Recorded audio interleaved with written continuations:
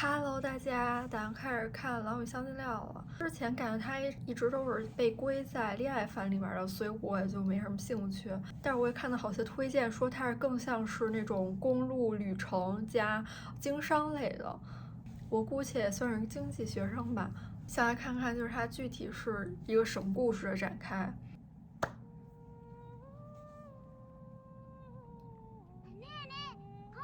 哇，这个吟唱。大海吗？では偉そうにしておったたわけの尻を噛んでやった話はどうじゃ？それも聞いた。子供っぽい話じゃなくて今までに聞いたことのない話はないの？ならば遠い遠い村で始まる少々昔の物語はどうかや？ここよりもずっと南の地に村の豊作を守る狼がおったという話じゃ。狼？狼はその村の若者と約束を交わしたんじゃ。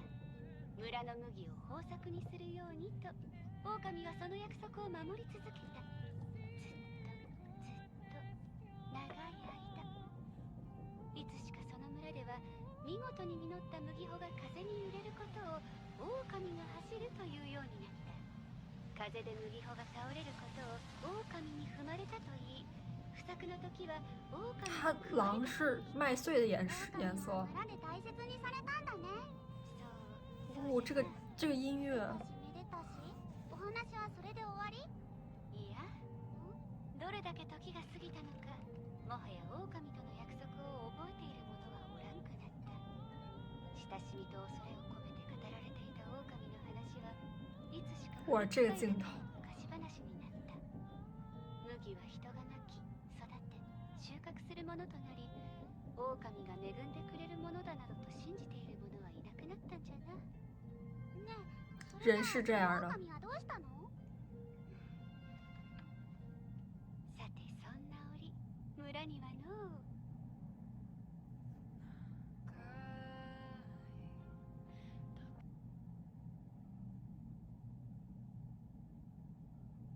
う。哇，这前面这一段音乐真的听得我起鸡皮疙瘩。这是 OP 吗？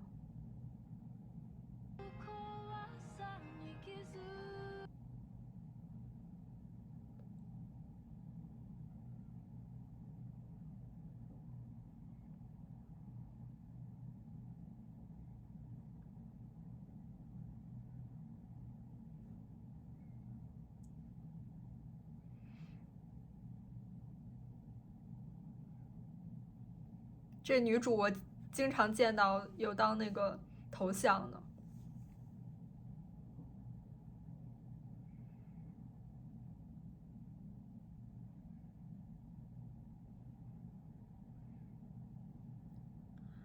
然后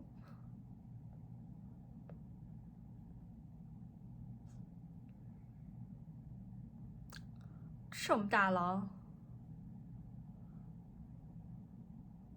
法林，让我想到法林，可爱。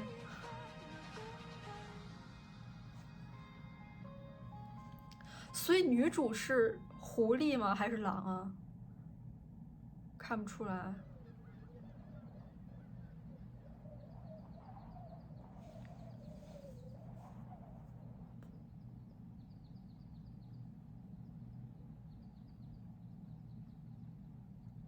今日も夜まで天気は良さそうだ。雨は困るだろ、お前も。他是在跟马说话吗？行商に？半日ほど東に行くと山の中に小さな村があるんです。そこに塩を売りに行った帰りです。では積み荷は毛皮です。不会是狼皮吧？村でもらってきた麦玉です。寒さに強く虫にも食われにくい品種らしくて。麦子就是狼。何事ですか？普段この辺りには騎士様などいらっしゃらないはずですが。実はこの辺りの村で異教徒の祭りが開かれると聞いてな。異教徒？この世界を創造した。这是也有点中世纪的感觉吗？北方はともかくこの辺りにもまだ残ってるとはな。貴様は何か知らんか？さて。那是教堂，主要是有骑士什么，就感觉很有中世纪的感觉。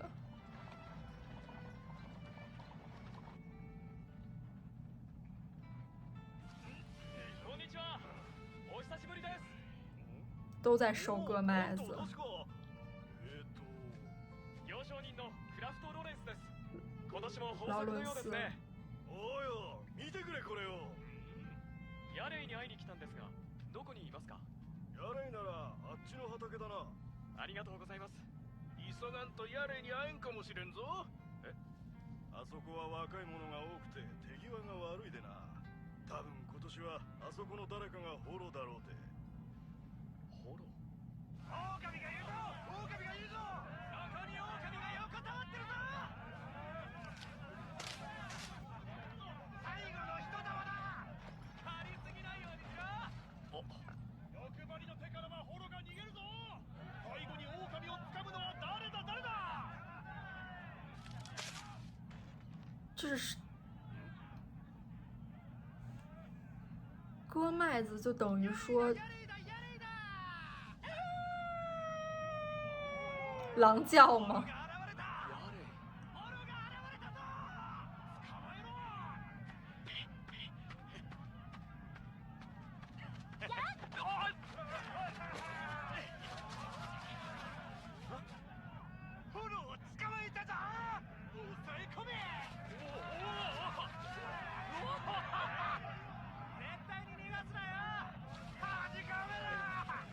所以说他手艺好，就是说割麦子的手艺好吗？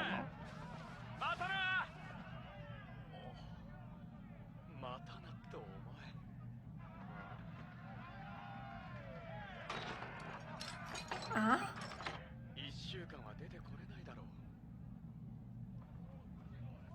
啊？这是狼吗？这还挺可爱的。これもすべてエーレンドット伯爵様のおかげですよ。新しいご領主様ですね。もう古い神に祈る時代ではないですか。狼は機嫌が悪いと不作を呼びますが、伯爵様が教えてくださった農法にはそんなことはありませんからな。おお、この地方でこれほどのトレニー銀貨を見るとは驚きました。まさに伯爵様のおかげです。値段交渉人はいい仕事ができるようになりましたか？やれでしたら見事な働きぶりです。商売のことあなたに教わったと常々口にしておりましてな。本人の努力の賜物ですよ。ヤレイもロレンスさんとの再会を楽しみにしていたのですが。残念です。今夜は泊まっていかれませんか？ありがとうございます。ただ買い付けた品の支払い期限が迫っておりまして、また伺った時にでも。Account payable。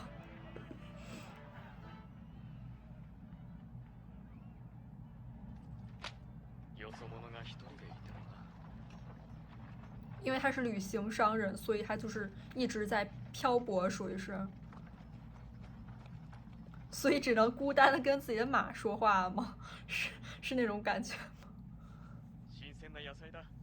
うまいだろ？寝るか？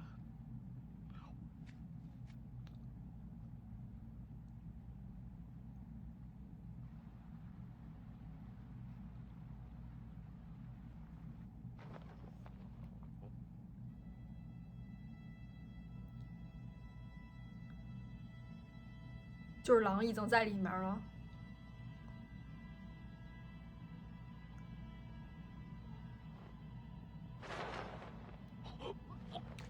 哦，就是女主。お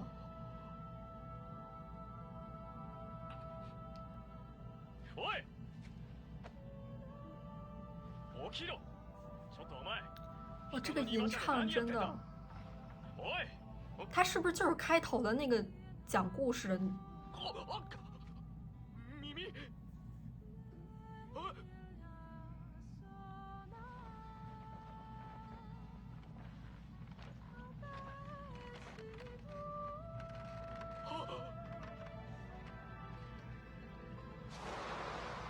我鸡皮疙瘩都起来了。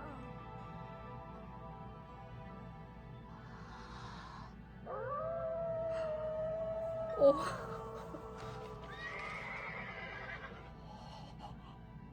他是刚出生吗？的感觉。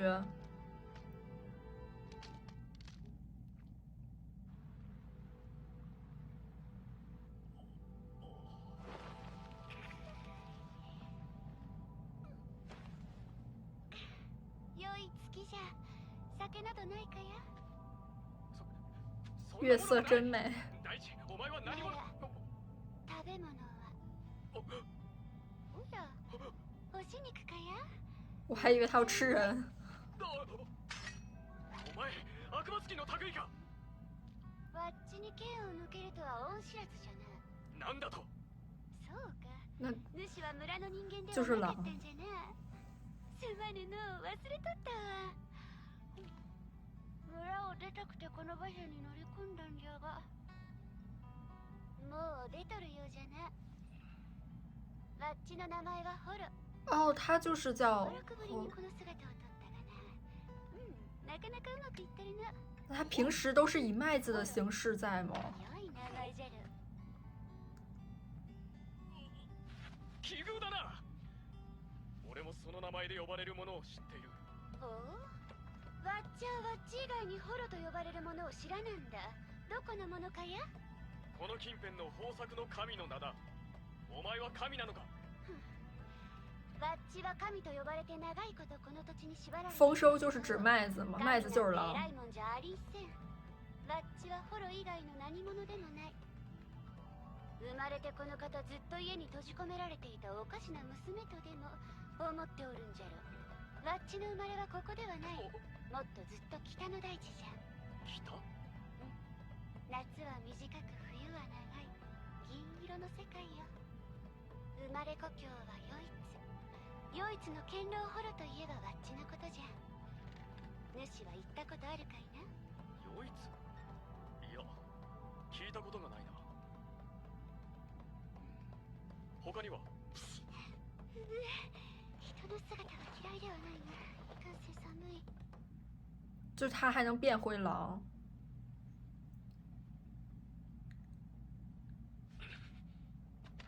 おい！お前が本当に堅牢ホロだというのなら証拠を見せてみろ。この耳と尻尾では飽き足らず、主はわっちに狼の姿まで見せろと。そうだ。それは嫌じゃ。なんでだ？そっちこそなんでじゃ。お前が人なら俺は教会にお前を突き出す。悪魔つきは災いの源だからな。教会は嫌いじゃ。なら村に戻って村長に。それも嫌じゃ。他想逃离那个村庄だがもし。もお前が本当に豊作の神ホロなら思いとどまってもいい。本当かや？本当だ。本当の堅牢ホロなら俺に幸運をもたらしてくれそうだからな。本当に見たいんじゃな。ああ、どうしても？どうしてもだ。どの化身であっても代償なしに姿を変えるのは無理じゃ。任何事都是わ有っちの場合は生き地か要回报。わずかの麦じゃな。麦で。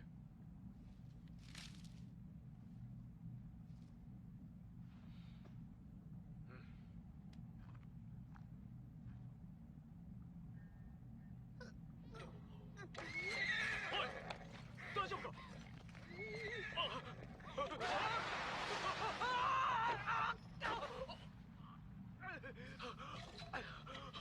哦，不会是那个 OP 里那个巨大的狼吧？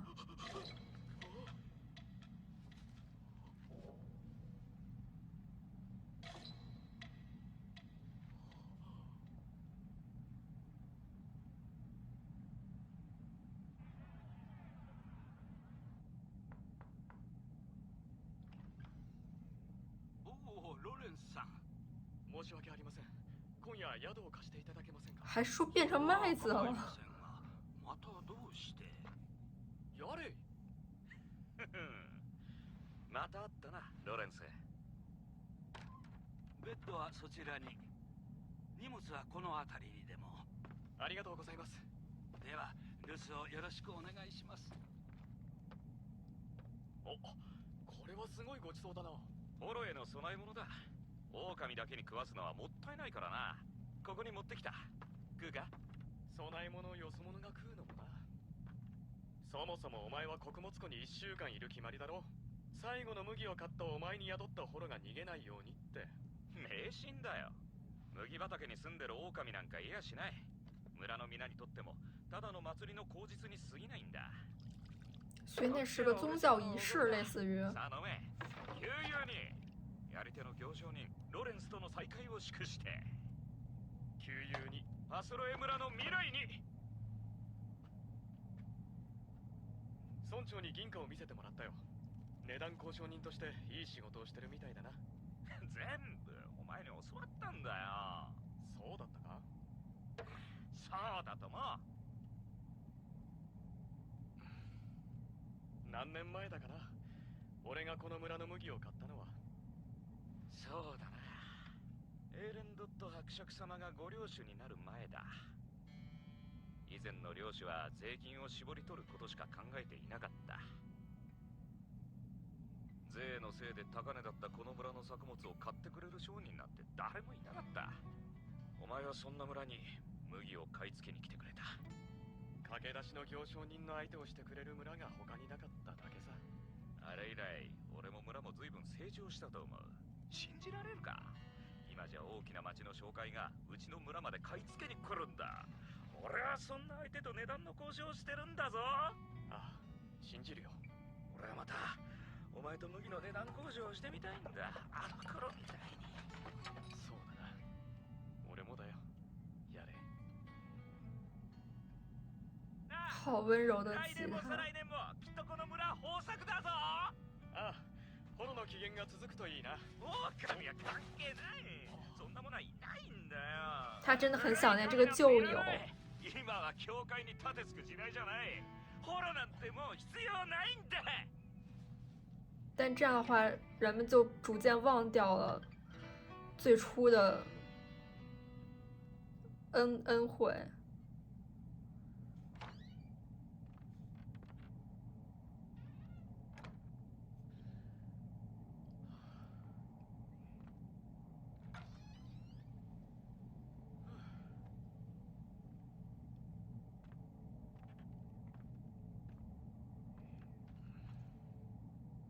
ホロなんてもう必要ないか。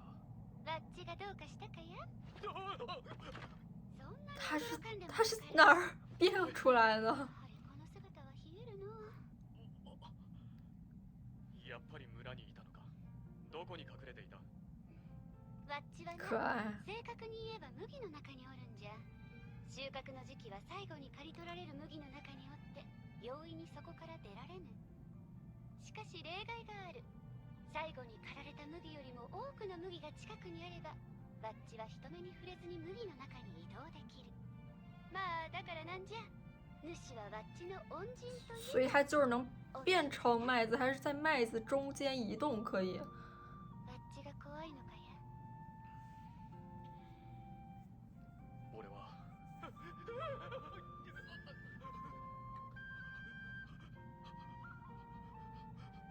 自分から姿を見せろと迫ったくせに。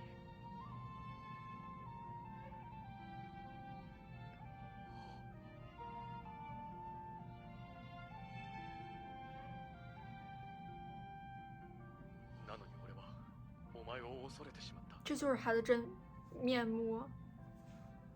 だからお前が消えたと思ったんだ。俺の前から。ワッチの本当の姿を見れば人はいつだって恐れおののいた。そうでなかったものなど数えるほどじゃ。那应该就是那个巨大的狼。そんな変わり者がおった。ワッチはそいつと約束したんじゃ。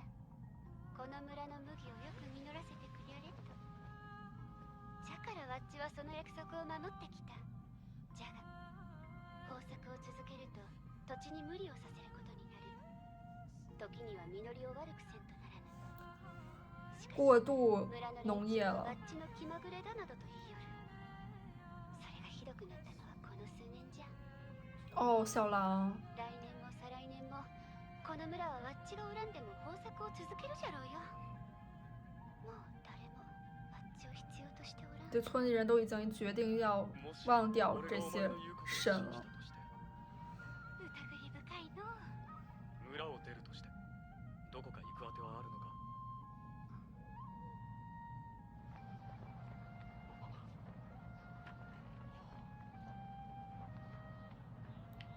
月亮吗？满月。他想回到家乡。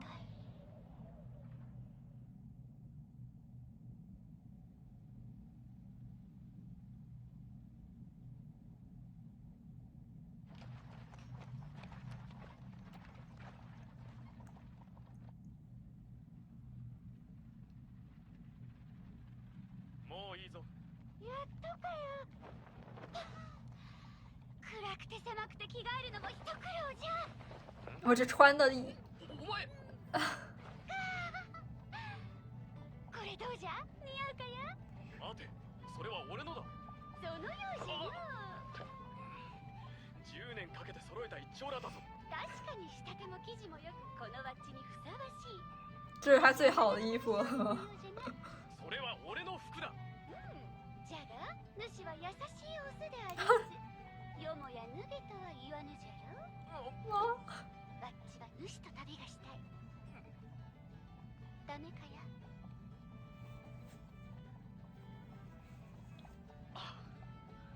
いいだろう。これも何かの縁だ。漂泊的人就会相信缘分这些。ロレンス、クラフト・ロレンスだ。ロレンス、この先未来永劫、主の名はバッジが美談にして語り継がせよう。楽な商売してるわけじゃないからな。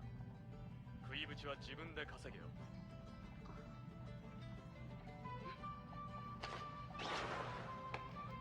バッジもただ飯をもらって安穏としてるほど恥知らずじゃありんせん。バッジは堅牢ほろ、誇り高き狼じゃ。哦，商人握手吗呀？ところで、二人で座るとここは少々狭いの。お前な。おい、あんまり近寄んない。オスならバッジに触れるだけ嬉しかろ。这，但是男主是多大了呀 ？ending。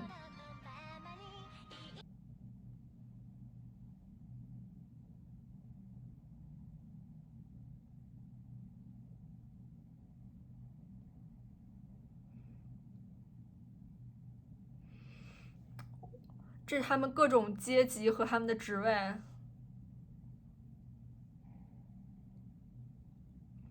还有那个像议价人一样的，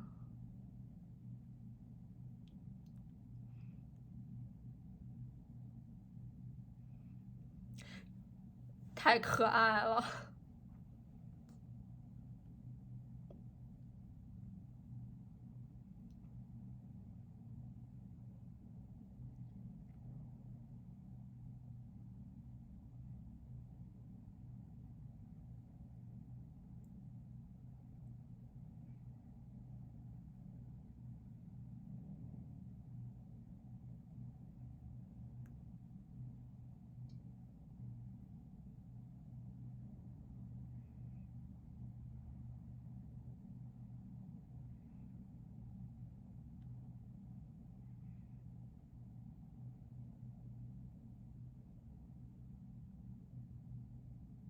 他脖子上戴的这个东西，这集看起来观感还是蛮好的，男女主都挺讨喜，整个节奏也很舒适，音乐非常好听，整故事背景也比较像是欧洲或者中世纪那种，所以可能它也是西幻题材的。刚开头的时候就是讲故事的那个橘头发大一点的姑娘，应该就是女主，但是他们看上去就是也是在一个比较寒冷的地方，外面还下着雪，应该就是她北方的故乡。看开头那感觉应该是个倒叙，所以可能女主那时候已经回到自己故乡了，而且看到那个小姑娘好像是白头发，别告诉我男女主之后已经结婚了，而且已经生了一个小孩了。而我就在想，赫罗他实际年龄到底是有多大了？因为他应该已经活了非常久了，而且可能他们这个狼人的寿命跟人类也不一样。但是男主年纪也不好说，不知道为什么他是一头白发，但是他应该不是老人，但是看上去也不年轻了，可能还真没见过以商人作为主角人设的这样的男主，而且也没有看到哪个的番就是能这么细致的会注重一些商人还有交易上面的事情。他们还有议价人这样的职位，挺有意思的，就是去跟买主谈价格，类似是这样的一个职位。我对他们这个社会体系职能还是蛮感兴趣的。标题之所以叫狼与香辛料，它里面的 spice 就是指的这个经商的部分。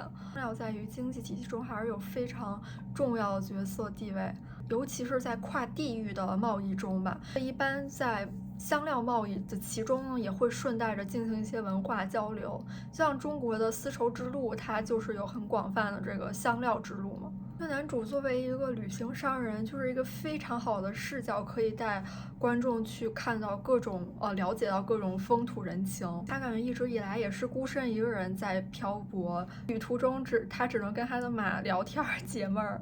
不过现在有女主陪啊，他这个旅途肯定会有非常大的变化。男主就是常年漂泊在外，感觉就是应该在各处都会有结交的朋友。就像这个村庄，每当再一次来到这个村庄的时候，这个村里的人还是会热情的款待他，然后他也会帮助这个村庄来隐瞒异教徒的事情。最开始还是比较疑惑他们这个村庄在举办的那种仪式，但是应该是叶乐他是割小麦比赛的获胜者，所以他可能要被关起来，但是他根本就没有关很久就被放出来了。也正是因为他们已经逐渐可能不再去信仰这个丰收之神了，所以这个祭典也慢慢的变得没那么重要了。就像最开始那村里人也说，多亏了伯爵，他们现在都会了这些农法，那他们现在也不再依赖于去向神明祈祷了。就很多细节都能看出，就是村里的人们，他们已经随着这种更加发达和更加进步的技术和贸易，他们最原始的信仰已经逐渐在消退了。就像是现在都在重视经济收益的时候，已经没有人再想去记着最开始最原始的那一份被他人给予的恩惠了。我还蛮喜欢男主这个村庄的这个故事，就是互帮互助，但是更多的是互利互惠吧。男主还不会吝啬自己的这个知识，他把这些教会给了当地的人，然后当地的人也会通过这些知识再加上自己的努力去创造自己的财富。而对于男主来说，他也是多了一个贸易伙伴，有了更多这个交易的可能。就很多扶贫政策也是这样嘛，就是你不可能只去比如说高价买掉他们的货物商品，最重要的还是建立这个村里人的知识体系。就像如果是给比较贫穷的地区去放那种 microfinance， 很重要就是要让当地人他们能具备一定的做生意的知识储备，这样的话才能长久的帮助到他们。捐款捐东西这种还是只是比较暂时的。能明显感觉到有很多地方都凸显一个天下没有免费的午餐这个主题吧，就凡事都是要靠自己争取，自己有所付出的。这不仅是在经商上面，也是在为人处事上面吧。就像男主最开始让女主她变身的时候，包括后面他提出这个你要跟我一起旅行的话，你就自己也得要挣钱，很有意思，感觉会是一个很有温度的故事走向。那这一视频到这结束了，我们下次再见，拜拜。